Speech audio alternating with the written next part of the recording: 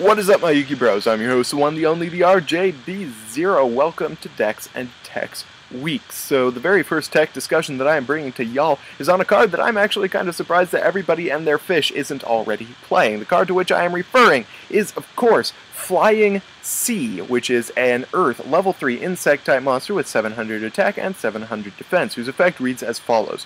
When your opponent normal or special summons a monster, except during the damage step, you can special summon this card from your hand to their side of the field in face-up defense position. The controller of this card cannot exceed summon.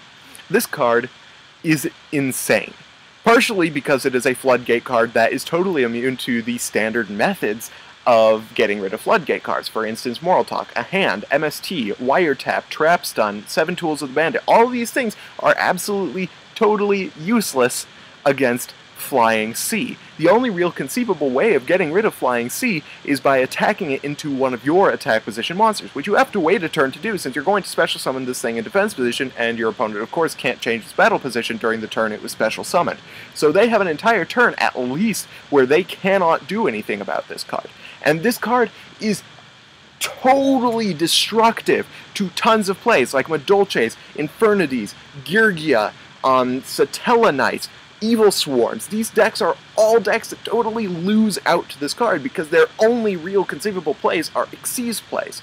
So if your opponent is playing with Madolches, and they've got, their Wiretaps and their Trap Stuns and stuff like that set, and they go for their OTK, they put Angeli on the board, they use it to get Hootcake, then they use Hootcake to get their Messengelado, and they're thinking they're pretty cool at that point. You drop this fucker and their turn is over. Their turn is done. They can't do anything for the rest of that turn. You can't Xyz summon into an Exciton Knight to take it off the board. You can't shift it into attack position, use your battle phase to get it crashed or something like that to take it off the board. Their turn is done. If you're running a deck that runs high-level monsters and you're playing against Evil Swarms, they normal summon their caster and they normal summon their Heliotrope. You drop this, your turn begins, because your opponent can't stop your plays with Ophion because they can't put Ophion on the board.